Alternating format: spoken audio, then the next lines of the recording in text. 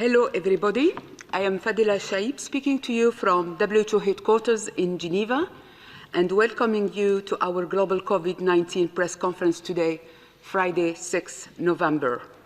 We have the privilege to welcoming 3 health ministers from Indonesia, South Africa, and Thailand. Unfortunately, the Minister of Uzbekistan is no longer able to join us as planned. The health ministers will share their country's experiences on preparedness and response to COVID-19. I will let Dr. Tedros introduce their excellencies. The Director General, Dr. Tedros, will be joining us remotely. Present in the room are Dr. Mike Ryan, Executive Director, Health Emergencies, Dr. Maria von Kerkhove, Technical Lead for COVID-19, Dr. Stella Tiongong, Director, Health Security Preparedness, Dr. Jawad Mahjour, Assistant Director General, Emergency Preparedness, Mr. Steve Solomon, Principal Legal Officer. In the room also is Dr. Sumya Swaminathan, Chief Scientist, Dr. Maria Angela Simao, Assistant Director General, Access to Medicines and Health Products. Welcome all. Simultaneous interpretation is provided in the 6 UN official languages plus Portuguese and Hindi. Now, without further ado, I will hand over to our Director General, Dr. Tedros, for his opening remarks and for him to introduce our guests. Dr. Tedros, you have the floor.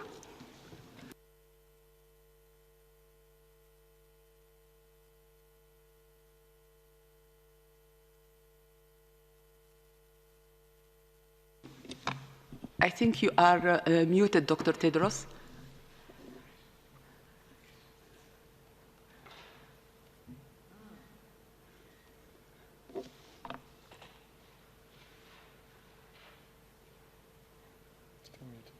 He's still muted.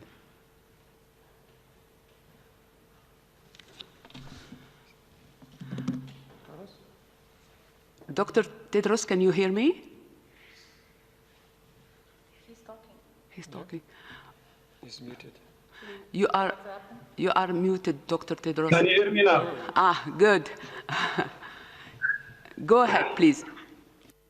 I think there is a few minutes lapse, pause time, I think. Okay.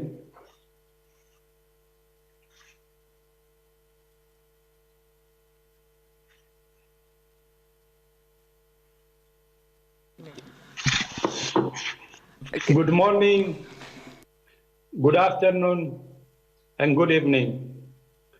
In the summer, Africa was certified as wild polio-free. This marked one of the greatest public health achievements of all time, driven by millions of health workers reaching every child repeatedly with an effective vaccine and a unique partnership between WHO, UNICEF, Rotary, CDC, the Bill and Melinda Gates Foundation, and Gavi. Global polio eradication remains achievable. However, the COVID-19 pandemic hurt momentum as polio and immunization efforts were suspended. This left children, especially in high-risk areas, more vulnerable to killer diseases like polio, measles, and pneumonia. And now we are starting to see outbreaks of this disease. We need to turn the tide quickly and ensure no child is left behind.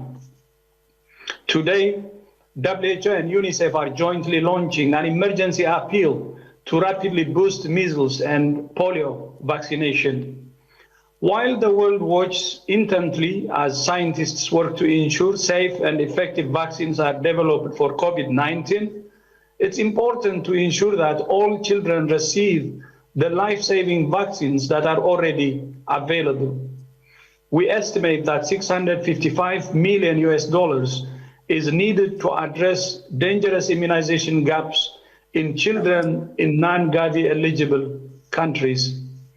This is a global call to action for all donors to stay the course and not to turn their backs on the poorest and most marginalized children in their hour of need. While the COVID-19 pandemic continues to evolve, we must take all opportunities to learn and improve the response as we go. Many countries heard our call back in January when we rang our highest alarm by calling a public health emergency of international concern. They worked closely with us and followed the parameters set out in the strategic response plan that WHO outlined on the 4th February. They have conducted reviews, shared data and experience, and honed their response to their national experience and unique situation on the ground. As the pandemic unfolds, as countries have reflected, they have used interaction reviews to make their responses stronger. This kind of self-analysis review is what the world called for during World Health Assembly back in May.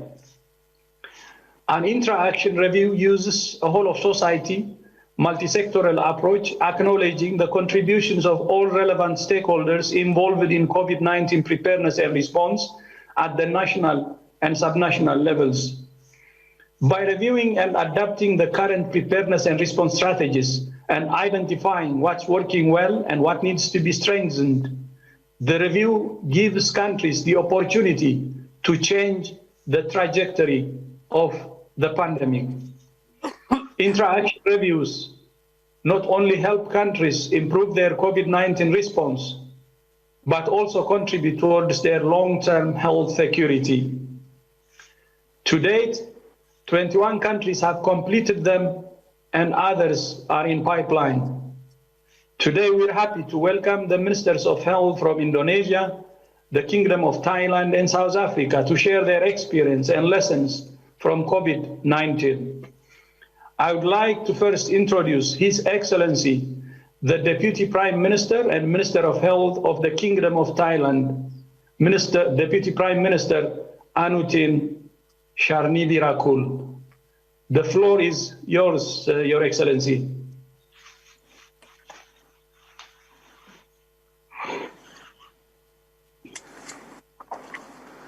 Dr. Tedros, Director General of the World Health Organization, health ministers, colleagues, member of the press, I send you greetings from Thailand. As you know, Thailand was the first country outside of China to detect the case of COVID-19. And since then, we have been working around the clock to prevent the spread of the disease. Several strategies are employed, such as comprehensive case identification, rigorous contact tracing, and quarantine. Thai people are well complied with the social measures of wearing masks, hand hygiene, and physical distancing, resulting in effective controlling of the spread of COVID-19 in our country. We have maintained zero local transmission for many months. Nowadays, few cases were detected in the quarantine area. We are well aware of the need to continuously improve response to COVID-19 to protect the health of all people across the globe, including Thailand. So, the Joint Intra Action Review of Thailand's response to COVID-19 was critical. It was conducted during July 20th to July 24th by 16 reviewers from diverse backgrounds, ranging the experts from WHO, UN agencies, US CDC, and to the academia. I thank the review panel who interviewed 96 Thai policymakers, technical experts, and respondents, and all relevant persons who contributed to this review. The reviewers made their observations and recommendations based on consensus. They highlighted the factors that helped Thailand successfully control the spread of COVID-19 so far that include decisive leadership based on the base scientific evidence available, our strong public health system, and the strong whole of society approach across sectors. Cooperation and collaboration with all concerned sectors among the public and private sectors, civil society, and many institutions played important roles in breaking the chains of transmission. My highest appreciation is going to everyone in Thailand for their collective effort in curtailing the outbreak in our country. Besides our strengths, the review identifies that challenges for further improvement. First is to integrate information around COVID-19 and maximize its benefit. Second is to expand our surveillance systems by improving capacity to detect cases and increasing more efficiency of our emergency operations centers. Third is to advance the integrated digital data system for managing the situation and ensuring health security for everyone on Thai soil. Distinguished colleagues, IAR report reminds us the strengths that we need to maintain. At the same time, it advises us that the challenges we need is to address.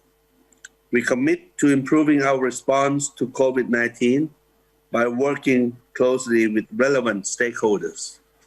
In this regard, I would like to thank all of our partners who have worked with us on the report, including WHO, various UN agencies, US CDC, and national colleagues in the academic sector.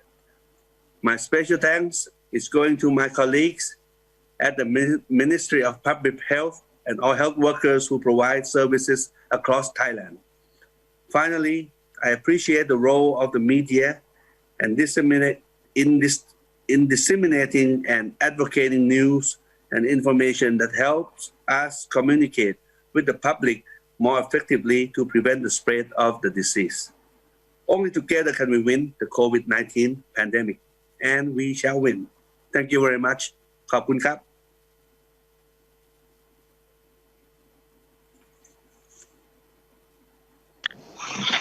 สวัสดีครับ ขอบคุณครับ So thank you so much, Deputy Prime Minister, for those insightful remarks and lessons regarding Thailand's response. I would now like to welcome His Excellency, Minister of Health, South Africa, Dr. Zwelini Mikize. Your Excellency, the floor is yours.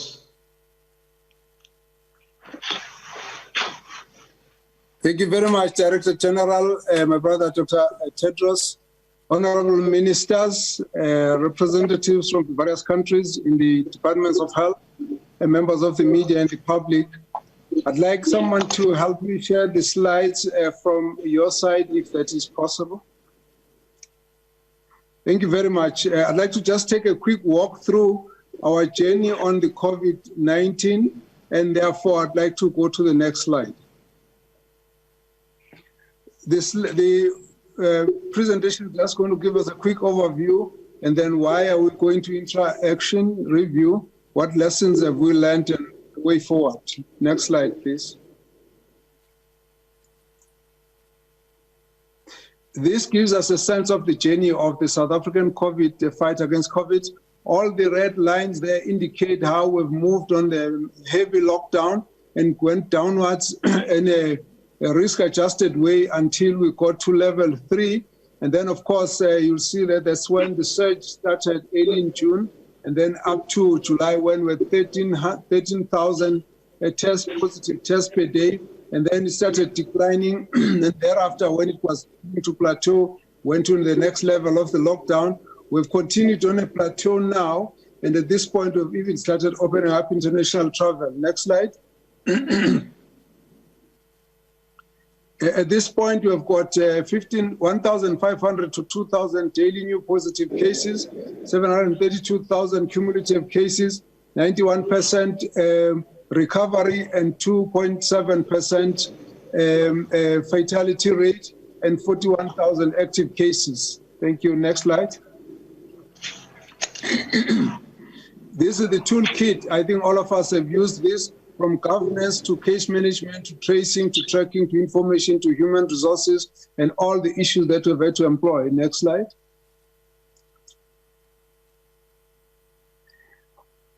Through this interaction review and on our own evaluation going back, we've learned a lot of lessons. Firstly, that the issues of national coordination, leadership, and governance with various structures become important. Evidence-based response is important to ensure that science leads everything. The strengthening of emergency procurement processes, excuse me, to mitigate against corruption. Strong primary health care is important. Issues of fatigue must be given attention to. Close collaboration with labor and other social partners. Public-private partnership is important. Harnessing of power of technology, digital contact tracing is also important, and information dissemination. And the issues of continued vigilance and aggressive response to cluster outbreaks, continued assessment of capacity of projected multisectoral and multifactorial impact. It's important to know that we need everybody to be touched by our response on this matter. The economic impact is a major issue. The country and the citizens and the poor have to be protected, and that the impact of COVID and non-COVID health services is also something that we have to take into account. Next slide. This is how, as we observe at subnational level, we've still kept the plateau, but there are indications of clusters breaking up and showing a slight increase in some of the areas. And so we're watching over that, and that's why the interaction review becomes important. Next slide.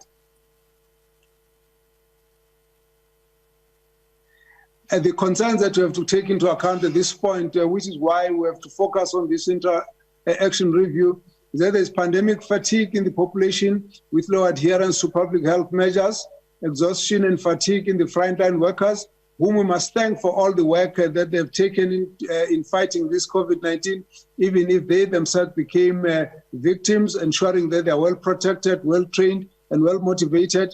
And then, of course, we take into account the possible resurgence that can be made worse by the factors above, and also the delay in the vaccine still keeps us vulnerable. And then, of course, resources which are dwindling, and we've had to move resources from various other functions of government to actually help to fight the pandemic. So these are some of the issues that we are now taking into account. Next slide.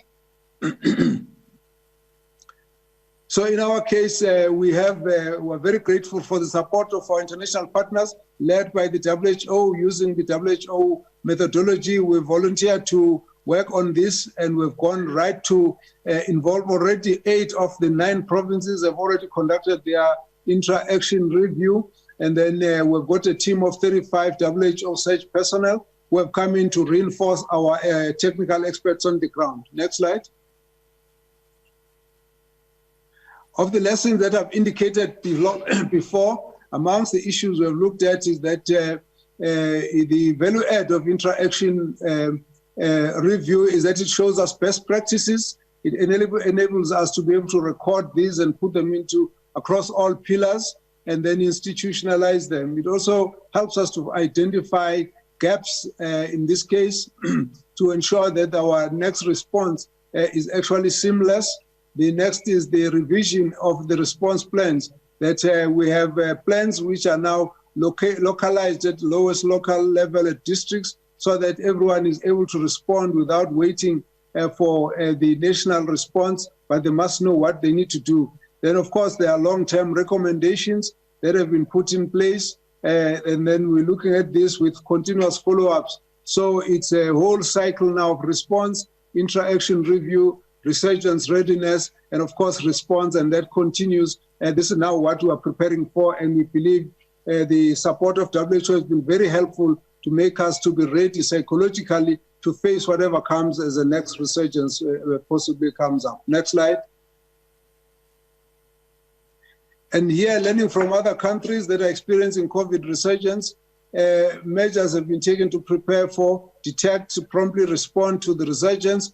There is a national plan now for action to mitigate COVID-19 resurgence, which has been developed. Provinces are currently developing their resurgence mitigation plans. They incorporate early warning systems, as I was saying, broken down right to the district level. And all the provinces now are remaining on high alert. And so every day as we watch, we look at where the clusters are breaking up. We've seen in the western part of the country, eastern part of the country.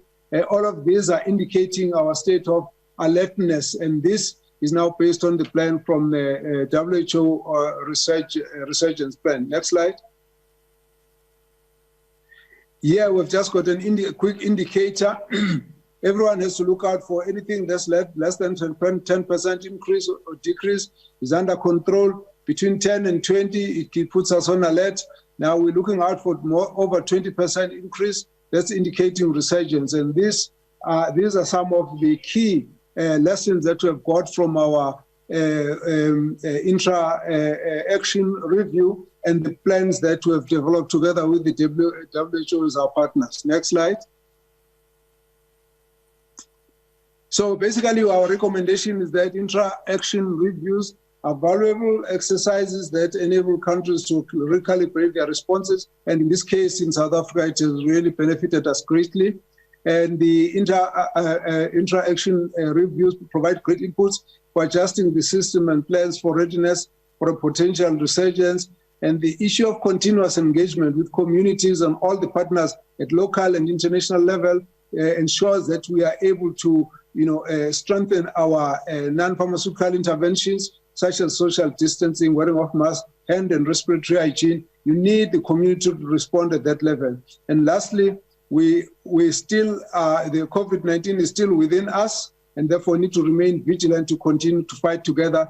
We are quite clear that it needs an all community, all government, and everybody's participation to fight. And the strength of the intra-action reviews is to actually revive that understanding amongst all of us, so that as we move on, we are actually better prepared to respond. Thank you very much for the opportunity to share the ideas. Thank you very much.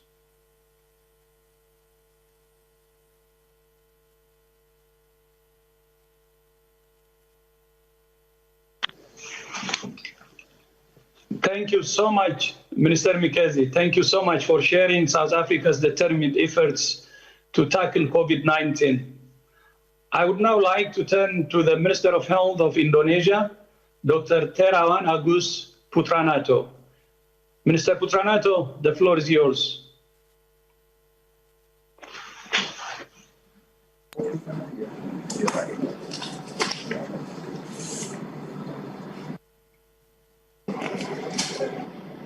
Dr. Tedros, Director General of the World Health Organization, my fellow colleagues, Minister of Health from Thailand and South Africa, ladies and gentlemen, good morning, afternoon, and evening. It is a pleasure to be invited and participate in today's event. The Ministry of Health of the Republic of Indonesia, supported by WHO Indonesia Country Office, has conducted a national interaction review for COVID-19 response on 11 till 14 August 2020. The IAR is an immediate follow-up of the fourth IHR COVID-19 Emergency Committee meeting recommendation that was held in July 2020. Surely it is not an easy task to bring representatives of 138 multi-sectoral stakeholders to conduct a review of the existing COVID-19 response activities in Indonesia. However, under the leadership of President Joko Widodo and the coordination of the COVID-19 Task Force Chief, General Luhut Binsar Panjaitan, representative from the technical unit within the Ministry of Health, other related ministries and government agencies, the national and regional COVID-19 task force, military and police forces, provincial and district government, hospital and primary health service facilities, laboratories, universities, professional associations, state-owned enterprises, and international organizations have been committed and been actively involved and contribute to the whole process of the IAR. The involvement of the multi-sectoral stakeholder on the review is imperative in gaining a multi-perspective view of the COVID-19 response in Indonesia. This is particularly important because the IAR in Indonesia covers the 9 key pillars of the COVID-19 response, which consists of the pillar of 1, command and coordination. 2, risk communication and community empowerment. 3, surveillance, rapid response team, and case investigation. 4, point of entry, international travel and transport. 5, laboratory. 6, infection control. 7, case management. 8, operational and logistic support. And 9, maintaining essential health services and systems. Indeed, active participation of such multi-stakeholder is a key for a success IAR. Equally important, the multi-sectoral involvement in the IAR has also increased the acceptability of the IAR recommendation by all stakeholders. As a result, the IAR recommendation have been used in the revised COVID-19 health sector operational plan at the national and subnational level, as well as in updating the COVID-19 partner platform. IAR recommendation contribute to the improvement of the multi-sectoral stakeholder command and coordination at the national and subnational level. It also strengthened the periodic monitoring of response plan indicator, including surveillance and laboratory coordination, as well as improved contact tracing, testing, and triage at health facilities to avoid exposure of patients and the health workforce to COVID-19. Enforcing the implementation and monitoring of large-scale social restriction and empowering the community as agent for change through COVID-19, key messaging and engagement were also considered as one of the area for improvement. Furthermore, the IAR suggested improving telemedicine to prevent COVID-19 exposure and maintain essential health services such as immunization, tuberculosis, HIV, and non-communicable diseases program as part of ensuring the continuity of essential health services. Indonesia, which also include the IAR result as a reference for the HR state party annual reporting in the 74 WHE. Ladies and gentlemen, Indonesia is of the view that reviewing the operation plan of COVID-19 response through the multi-sector stakeholder interaction review is one of the best practice to collectively identify best practice, gaps, and contributing factor for correction action in the COVID-19 response effort. From our point of view, the result of the IAR review has provided input for Indonesia to improve multi-sectoral preparedness coordination in line with the multi-sectoral preparedness coordination framework that was published by WHO in May 2020 to strengthen coordination for a better health emergency preparedness. Thank you. Terima kasih banyak. Thank you so much, Your Excellency. Terima kasih.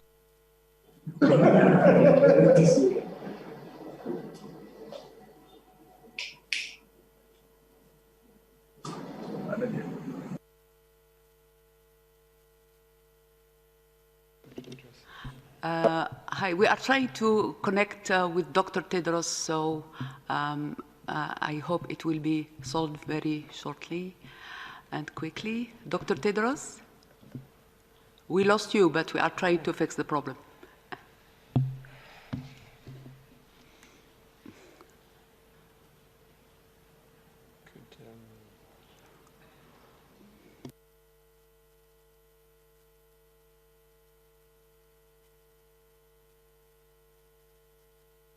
Yeah. So we are trying to connect again with Dr. Tedros, but once we are trying to fix this, I would like to remind journalists to raise their hands if they want to ask a question, to get in the queue, and I would like also to ask them to unmute. Dr. Tedros is back, I was told. Dr. Tedros, are you with us?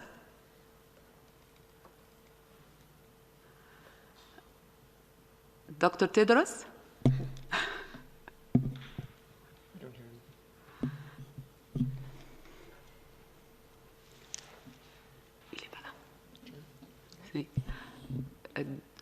Dr. Tedros, can you hear me?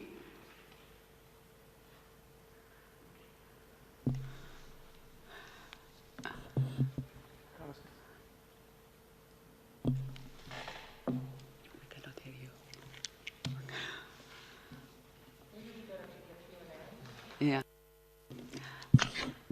Can you hear me? Yes, very well, DG. Go ahead, please.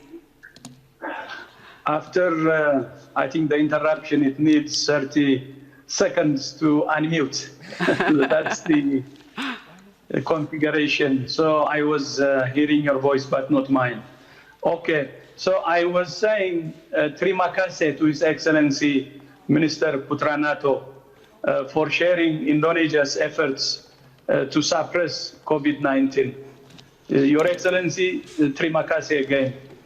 By conducting reviews in real time and sharing lessons to the world, these three countries have reflected a blueprint for how countries can suppress COVID-19 and break the chains of transmission.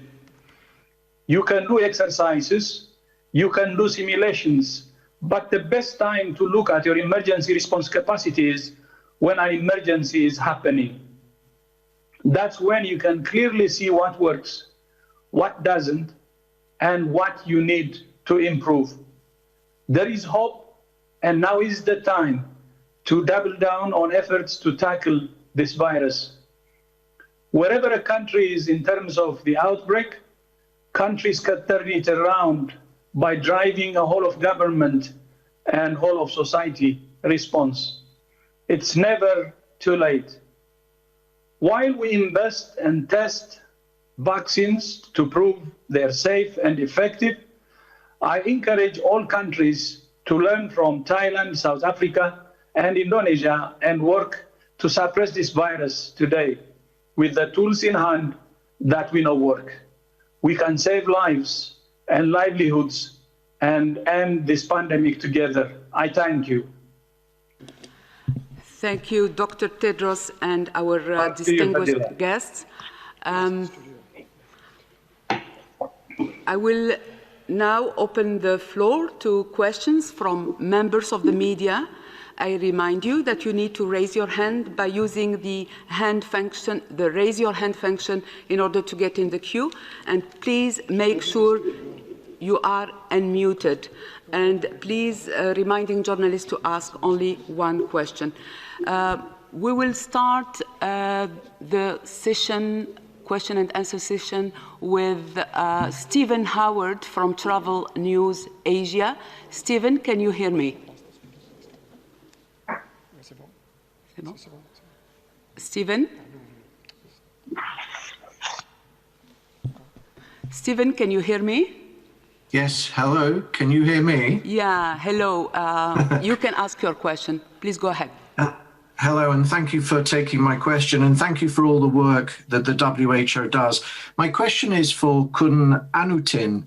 Thailand is currently looking at reducing the quarantine from 14 days to 10 days.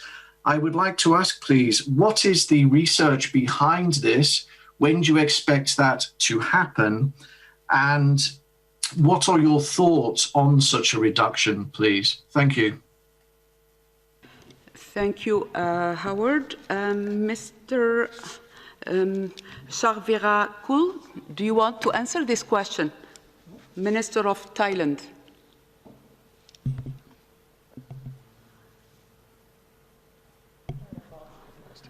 No. I think we are trying to contact again the Honorable Minister of Thailand. In the meantime, Dr. Van Kerkhoff can try to answer this question. Go ahead. So thanks. While we try to get them back, there have been some questions about the quarantine period. Now, this is the time in which a contact of a confirmed case needs to be separated from other individuals. We call that quarantine. And WHO's recommendation on this is based on what we know of the incubation period, which is the time from exposure to the time that someone develops symptoms. Our guidance for incubation period is 14 days, and that's based on the amount of time that most individuals, 95% of individuals, will develop symptoms after exposure. And so what we've outlined is this 14-day period, and there are some countries that are discussing the possibility of reducing that time period based on a number of factors associated with their response and the capacity to provide supported quarantine. What we understand from a number of countries is that if they do reduce that 14-day period, they're considering adding testing as part of that. But there is a balanced approach that if there is a reduction in that 14-day period, there are some risks that are associated with that in terms of missing the potential cases onward. So what we have is our outline based on the science and based on what is understood to be that incubation period. That's where that 14-day comes from. Thank you. The next question is for Kate Killand. Kate, can you hear me?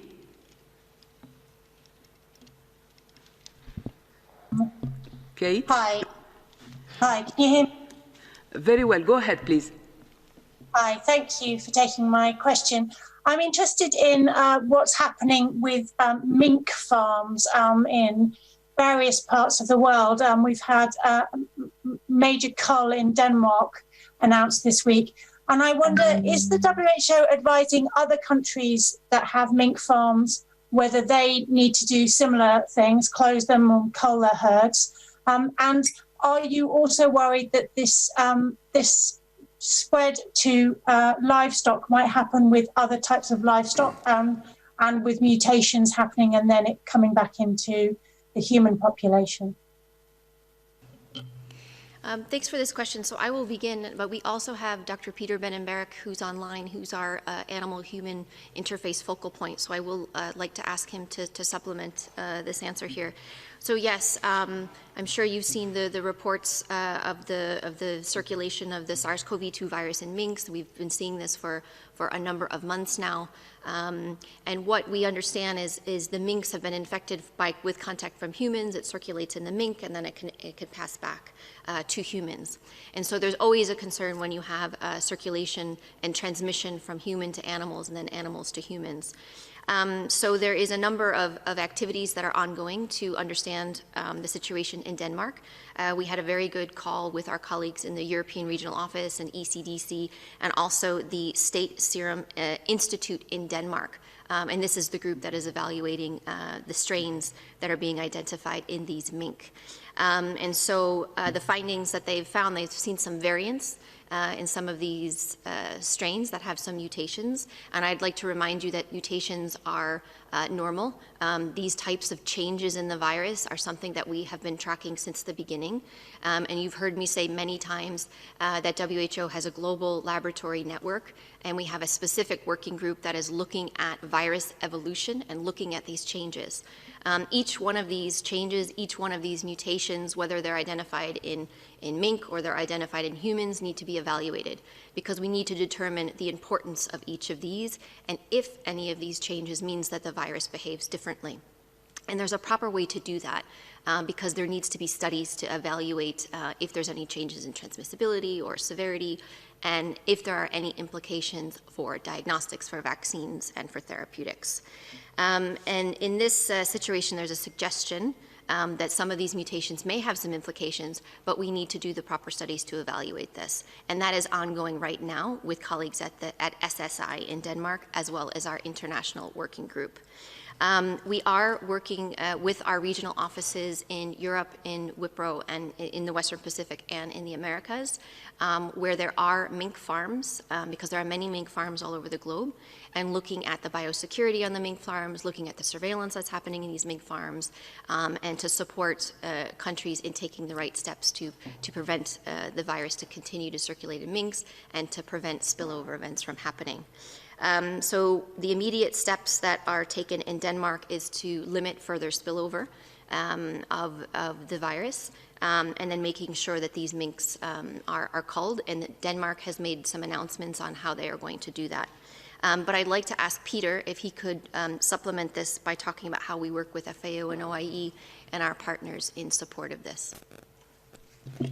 Thank you. Dr. Peter Ben-Mbarek, are you online? Peter? Yes. Yes. Yes. Please go ahead. All right, thank you. Yes, we are, of course, working closely with our colleagues in FAO and OIE who have the more areas of expertise and specialty around the different animal species and the way they are bred and the risk associated with that. And it's clear that with mink, different countries have different farming traditions, and in some countries the farms are easier to protect in terms of biosecurity measures and so on than in other countries, and that explains partly why some countries have been able to control outbreaks in their mink population while other countries have had difficulties doing that. And to the second part of your question about the risk to see something happening in a similar way in other animal species, food animal species in particular, there the risk is much less for two reasons. Why is that the first studies that have been conducted on pigs, chicken, cattle, and so on show that these species are not at all susceptible in the same way that mink are, for example. So even if these animals were infected, they would not be able to sustain and spread the disease in the same way. And the second reason is that the way we produce pigs and chickens, in particular in modern farming systems, allow us to keep these environments totally isolated and secured from a contamination point of view. So it will be much easier to contain and prevent the disease coming into these environments if these species were also susceptible to the virus. Thank you. Thank you, Peter. And I would echo your words there on biosecurity. Animals are farmed for all kinds of different reasons, and it is really important when they're farmed en masse that we have adequate biosafety, adequate risk management measures. This is an issue all over the world, and it's something we continually speak about. The animal-human interface is very dynamic. and it is even with having testing and having awareness of SARS-CoV-2, it's taken time to establish how widespread this virus has been in the mink population, and then human to mink and mink to human transmission. It just shows how complex and how dynamic this interface is, and how complex some of the answers are when you try to work out the significance of any one of these events. I think that is what the teams are working together, scientists all over the world, and on the epi side, on the clinical side, on the laboratory side, are working together with our Danish colleagues to establish those facts. We have briefed and worked very closely with our colleagues in the European Regional Office, with our Regional Director, Dr. Hans Kluge. We've also been in close contact with the European Centre for Disease Control. I know that this data are being sent around in the European Early Warning and Response System, and I know the European Union is acting. ECDC is the surveillance centre for the European Union, and I know the Danish colleagues are also reaching out across Europe themselves. So there's a lot of very good work and coordination ongoing, and WHO, we're just in the process of completing a first risk assessment on this specific event, and we will be communicating with our member states in the coming hours today. Thank you, Maria. In order to summarise the situation for all of our member states and any ongoing risks, we'd like to thank everybody from the country to the regional to the global level who are working with us. This is the work of science, to establish the facts, to assess the risks, to manage those risks, and do that in a flexible, rapid and dynamic way. Thank you, Dr. Ryan. I would like now to pass the floor to Jamie Keaton from Associated Press. Jamie, can you hear me? Good morning. Thank you so much, Fadila. This question, there's so many questions to ask right now, but there's one that's really pressing, and I hope that Dr. Tedros can address it. As you may be paying attention, the United States is in the midst of an election, and President Joe Biden, or potentially President Joe Biden's administration, we may see. And I'm just wondering how much contact you've had with with Joe Biden's team, and what kind of word have you had about whether or not, how quickly Joe Biden's administration would bring the United States back into the fold at WHO. Thank you. Steve Solomon will comment on any specifics. We would just like to congratulate all Americans for exercising the wonderful act of democracy that's ongoing there right now, and to assure you that the World Health Organization is a member state organization. We continue to work with the U.S. administration, and we'll work with all U.S. administrations now and into the future. Steve?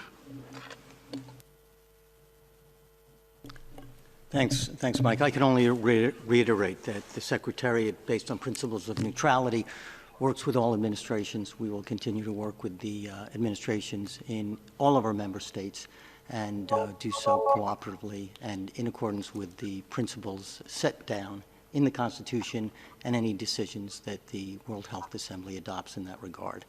Thank you. Thank you. I would like now to invite Adela Suleiman from NBC to ask the next question. Adela, can you hear me? Hi there, yes.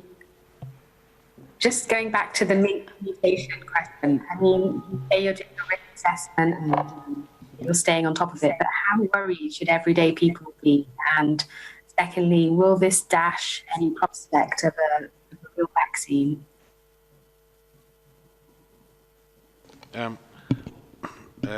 Sumi may wish to comment on the specifics regarding vaccines. No, I think it's very important to recognize that these types of things happen all the time. This is a global pandemic, and many millions of people are infected, and many millions of animals have been exposed, and we've seen different types of animals who've been themselves infected with this virus, and there's always a potential that the virus can then come back to humans. And that is a concern because mammal species like mink are very good hosts in a sense, and the virus can evolve within those species, especially if they're large numbers packed closely together. So in that sense, we have to look at that viral evolution. We have to create the biosecurity around farms like that so that there's not that contact back with human populations, and we have to address all of those issues. But no, right now, the evidence that we have doesn't suggest that this variant is in any way different in the way it behaves. It may have a slightly different signature, but it is still the same virus. What we have to evaluate over time is whether that virus has any difference in transmission or clinical severity, or whether there is any implication for diagnostics of vaccines. But we're a long way from making any determination of that kind. And Sumia may comment on the vaccine issue. I know this concerns people, but I believe we're a long way from making any determination there. But Sumia is an expert in this field, so I will defer to her knowledge and wisdom. Maybe just to add to what Mike has said, I think it's too early to really jump to conclusions as to the implications of what these specific mutations have, either for transmission or for the severity of the disease, clinical presentation, or indeed for the immune response and potentially vaccine efficacy. So I think so far we've been tracking these mutations. As you know, we have over 170,000 whole genome sequences now in GISAID, and there's scientific work going on around the world, and WHO is leading a group as well that's looking.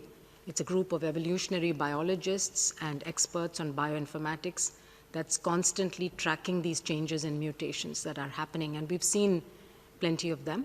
So I think we need to wait and see what the implications are, but I don't think we should come to any conclusions about whether this particular mutation is going to impact vaccine efficacy or not. We don't have any evidence at the moment that it would. But we will update you as we get more information. Thank you, Dr. Swaminathan. I would like now to invite Laurent Siro from ATS, Swiss News Agency, to ask the next question. Laurent, can you hear me? Yes, can you hear me, Fadela? Very well. Go ahead, please. Thank you for taking my question. There's been in the recent days a small controversy here in Switzerland about the solidarity between the different linguistic regions in the way hospitals and health centers accepts to treat people from other centers. So the solidarity between health centers. I'd like to know whether you have a global assessment on the way it works worldwide and maybe also in Europe. Thank you. It's difficult to make any specific comment on a specific situation, but if we look at this globally, we've actually seen huge solidarity within countries and between countries, especially when it comes to the clinical care of patients. We've seen thousands of health workers go to areas to provide assistance when that was needed in particular areas, and we've seen transfer of patients out of areas to areas where they could receive better clinical care or intensive care as emergency rooms and intensive care units came under pressure in certain areas. The DG speaks all the time about solidarity and science, solidarity and solutions. We don't do good science without solidarity. We don't do good clinical care without solidarity. And frankly, we don't behave ourselves in communities to prevent the transmission of infection without that solidarity. We need to support each other as individuals, as communities, and within health systems. But our overall assessment globally, I would suggest, indicates a massive outpouring of scientific and healthcare solidarity and many federalized systems, putting aside the differences between the systems and any rivalries or difficulties and finding ways to help each other. It's not always easy because sharing resources in a crisis is tough when you're not quite sure how you're going to need those resources potentially in a few days' time. That is a very difficult thing to do. It's a very big step from an operational planning point of view, and also spiritually, just to offer others assistance when you may need those resources yourself. We encourage people to continue to do that going forward. Thank you, Dr. Ryan. I would like now to invite the reporter from Jakarta Post, Ardila Svakria, to ask the next question. Ardila, can you hear me? Jakarta Post. Okay. Hi, can you hear me? Yeah, very well. Go ahead, please. Yeah. Okay. Can I still address a question to Indonesian minister or? Yes. Yes, he's still with us. Please go ahead. Okay. Okay. So as Dr. Tedros said, the IAR has allowed countries to learn about what worked and what did not work in the countries in terms of their response to COVID-19. I'd like to ask the minister. So from the IAR that Indonesia has conducted, what didn't work and how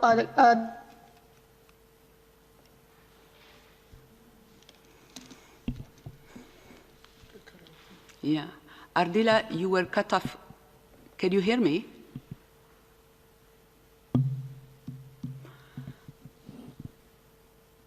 Ardila, can you hear me? Hi.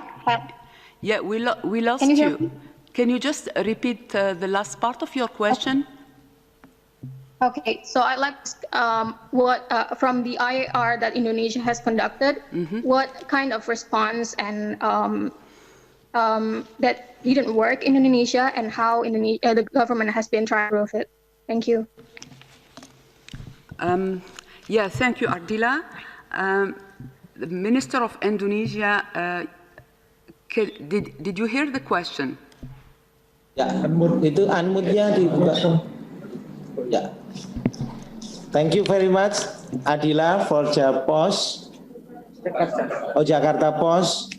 IAR is intended to be a platform for continual learning. Based on the IAR recommendation, we have expanded the laboratories network and referral hospital, as well as conducting massive recruitment of contact tracer and training for contact tracing. Ministry of Health and all of the government of Indonesia has conducted effort in the 9 pillars of the COVID-19 strategic response. The IAR is served as a tool to review or respond systematically, identify strengths and gaps so that we can future improve or respond. One of the challenges during IAR is because of large-scale social restriction. We have to conduct the IAR via video conference. So there is challenge in engaging the participant of the review. However, we have managed to combine the IAR with the use of participant perception survey filled by all participants that presented at the review. In this way, we were able to capture a more in-depth and comprehensive input from the participant. Thank you. Thank you, Honorable Minister from Indonesia. We have now a journalist joining from South Africa, from City Press. You have the floor. I think it's Yuyo Madolo from City Press, South Africa. You have the floor. Yes, good afternoon. Can you hear me? Very well. Go ahead, please. Hi there. It's actually William Mkhize from City Press newspaper in South Africa. I have a question for Minister Mkhize. He had spoken about the country having an indication of clusters of cases in certain areas. We've seen a report showing that in the Eastern Cape alone, there were 758 new cases on Thursday and growing hospitalizations. Is there a confirmed resurgence in that province? And can you talk us through that province's plan to mitigate against a resurgence and the factors that are influencing this rise in cases? Thank you. Thank you, Yuo. Honorable Minister of South Africa, Minister Mkhize, are you online? Yes, thank you, sir. Thank you very much. So thank you for the question. Indeed, we are observing in a number of areas where there are cluster outbreaks that are showing. the areas where we've picked this up been some areas such as in the Western Cape, in the Eastern Cape. We get these clusters, and therefore we have to go in and make an assessment as to what extent do they constitute cumulatively what we should call a resurgence. So we are observing the fact that there is activity that is showing numbers that are a bit higher in some of the areas such as Nelson Mandela Bay and some of the border areas bordering the two provinces of the East and West provinces, mainly due to some of the movement, particularly seasonal farm workers and so on. So there's work that's being done on a regular basis so that you can classify it as a resurgence when we've actually got all the factors properly evaluated. But there are clusters, we are looking at all of them, and at the right time, we'll be able to indicate whether in fact there's something that requires additional action. The province has had quite an improvement in the Eastern Cape with the new team that was set in place to go and help to improve the response. And so over the past, since July coming this way, we've seen a lot of improvement, and therefore some of their capacity in terms of bed numbers, oxygen utilization have actually not really been ever exceeded. And so we do believe that if there's any change, we should be able to respond as we have done in the past. Thank you very much. Thank you. I would like now to pass the floor to Mark Webster from CGTN. Mark, can you hear me?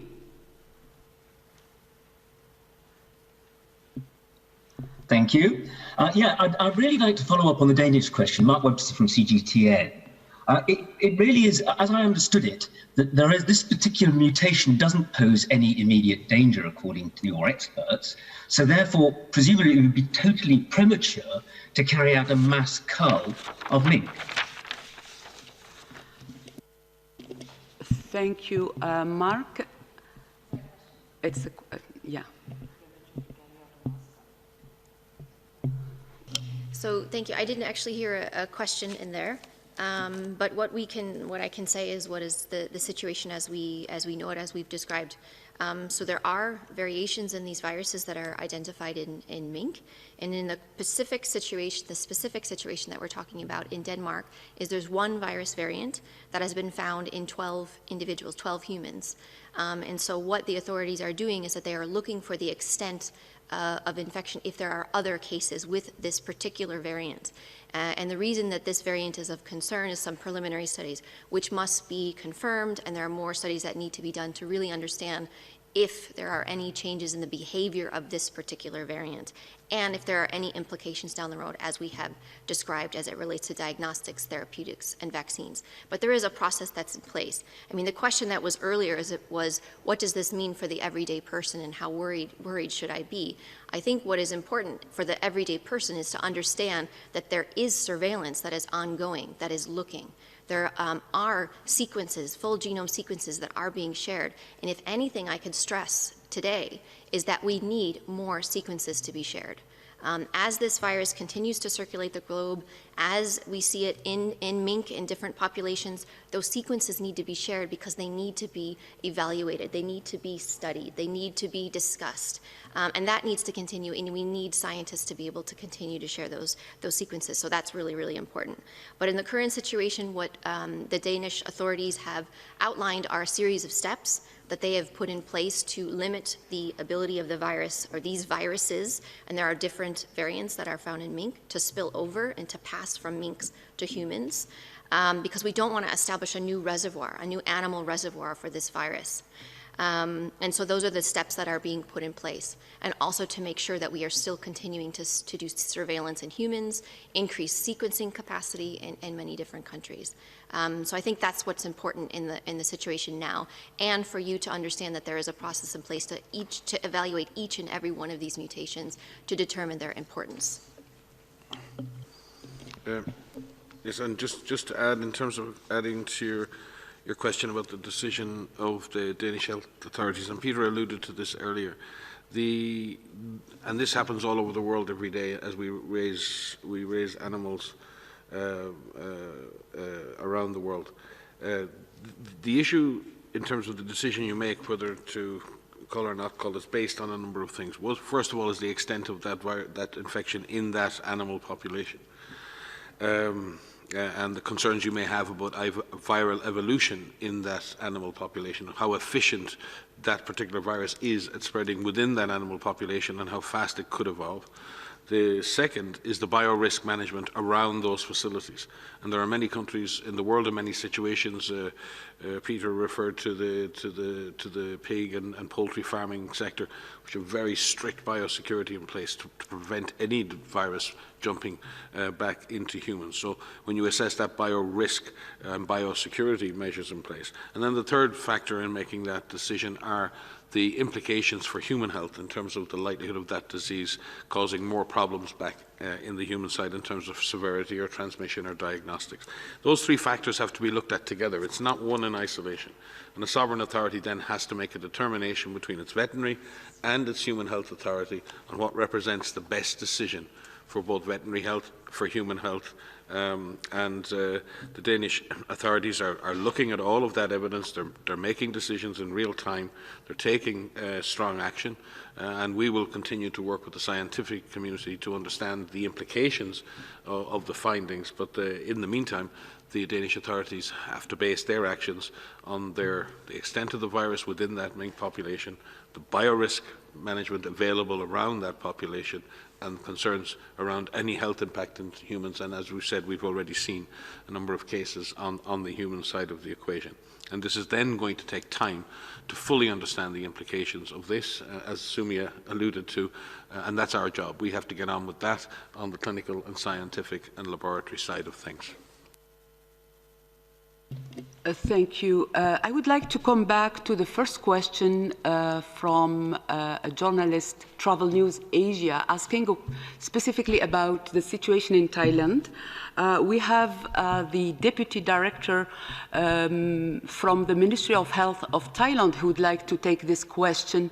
Can you hear me, Dr. Tanaka?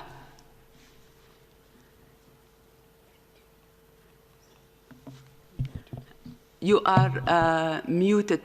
Can you please unmute yourself? Yes, please go ahead. Okay. Thank you very much for the question and give us an opportunity to answer this question. In Thailand, we plan to reduce the quarantine days from 14 days down to 10 days, but not for every country. We plan to implement it to the low-risk country first, and then after 10 days, the travelers can come out of the quarantine, but they still need to report to Ministry of Public Health, and they will have what we call limited travel. They can travel, but their schedule have to be reported to the authorities, and then they can travel to only a few limited spots, and they cannot go into the large gathering, or they cannot go into certain places where we still prohibited them to go. So that is our plan, to reduce the quarantine days to 10 days. And we hope that with this plan, we can still be very, very safe in taking the traveler into our countries and prevent the case from increasing as well. Thank you very much. Thank you. I would like just to give the full name of the speaker, Dr. Tanarak Plipat. He is Deputy Director General, Department of Disease Control, Ministry of Public Health, Thailand. Thank you, Doctor. I would like now to ask the reporter from GG Press to ask the next question. Can you hear me? Yes, I can hear you. Can you hear me? Yes, very well. Go ahead, please. Okay, thank you very much for taking my question. My question is about Taiwan, and I would appreciate if Dr. Tedros could answer this. Many countries and associations are again demanding WHO to accept Taiwan as an observer to the World Health Assembly next week. So my question is, I'd like to know if you are going to invite Taiwan as an observer to the meeting. If not, please tell us why. Thank you very much. Thank you. I would like to invite Steve Solomon, Principal Legal Officer, to take this question. Thank you. Thank you very much. And thank you for that question. The resumed session of the 73rd World Health Assembly will begin on Monday, so this question is very timely. But before I answer your question, and I will answer your question, related to that, very importantly, is the issue of technical issues, technical health issues. And on technical health issues, WHO works with everyone, everywhere, in Taiwan, China, everywhere. This helps ensure that there is no gap in achieving one of the principles of our Constitution. I'm going to read that principle because it is so important. The principle is that the enjoyment of the highest attainable standard of health is one of the fundamental rights of every human being, without distinction of race, religion, political belief, economic, or social condition. This principle is written into the DNA of WHO staff. So our technical work with Taiwanese health experts is very broad-based. It focuses on COVID. It focuses on a broad range of health areas. We've shared that with you. You can find a list of these areas where we cooperate technically with Taiwanese health experts and health authorities on our website. And that is available and that is kept updated. But I will take a moment just to give three important new developments in that areas of our work with Taiwanese health authorities. First, we are working with them through the COVAX facility. That is the facility that is designed to ensure equity with respect to the development and access to COVID vaccines. We are working with them through the Pandemic Influenza Preparedness Framework, which is a framework designed to strengthen protections and safeguards with respect to pandemic influenza. And we are working with them through direct discussions and conferences, and in fact, with Dr. Maria Van Kerkhove, we briefed Taiwanese CDC officials just this week, and that is an ongoing effort. Now, as to your question with respect to observership, that is participation in the governing bodies of the World Health Organization, particularly the World Health Assembly. What WHO is the key point to understand here. WHO is an intergovernmental organization. This means that countries make the policy decisions. The DG and the Secretariat must operate within the context of those decisions and in accordance with those decisions. In 1972, member states at the World Health Assembly passed a resolution which says that the People's Republic of China is the, quote, only legitimate representative of China to WHO. That resolution still stands. And Taiwanese involvement at the Health Assembly as an observer continues to be a question for member states. In fact, since 1997, this question has come up 14 times.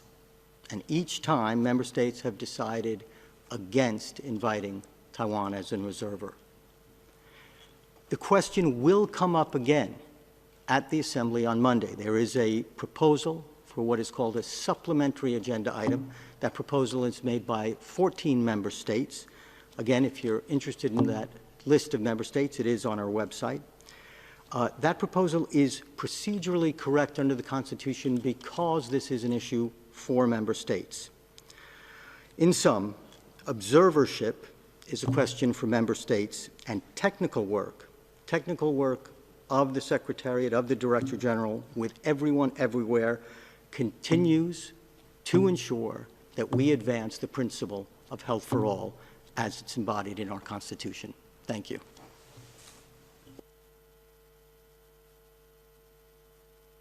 Thank you so much. This virtual press conference has been now in progress for more than an hour, but I would like to give the floor to Dr. Van Kerkhove for additional information. Thanks, Fidel. I'll be very brief. Just to supplement what Steve has said on the interaction with Taiwan colleagues, scientific colleagues, there has been an active, really wonderful exchange with colleagues and scientists from Taiwan CDC and others.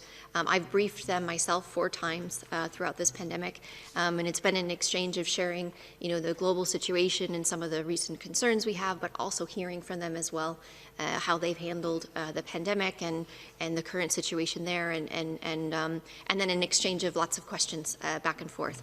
So it's been a really good, very positive exchange. And also we have a number of scientists who are part of our technical networks, as Steve has said, and have been part of our technical networks throughout.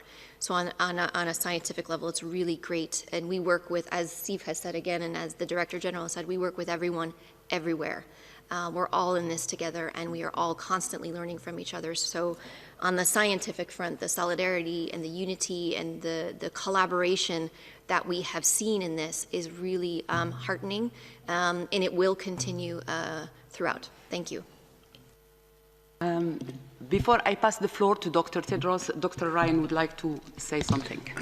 No, I just wanted to just reflect for a second, and it was great to hear the feedback from the countries regarding the interaction review process. We'd just like to recognise the huge amount of work that's gone on inside our organisation with partners to develop the approaches and the methodologies to learn, adapt and implement from all of the work we've done before on preparedness, and to Landry Maigane, to Ludi Suyanto, to Stella Chungang. Thank you, Stella, for your leadership, and to Jawad Major, our Assistant Director General for Preparedness, because this is the work that goes on in this organisation day after day, week after week, year after year, building the capacity within countries to both manage the epidemic response process, but also prepare for epidemics. The approach in the IAR is a collaborative approach. It's about learning lessons, not casting blame. It's about doing better, not for after-action reviews and others. It's about doing better in the next pandemic. The intra-action review process is about doing better next week, next month. It's about saving more lives. It's about stopping more transmission. It's really important work. It can appear formulaic at times, but it is not. It is the essence of success in epidemic response. As great sports coach once said, if you fail to prepare, you prepare to fail. And in this regard, I just want to recognise the work of our staff and all of the partners in this regard. So that's important for me to say. I don't know, Stella, if you want to say anything on your role in driving this forward. Thank you so much, Mike.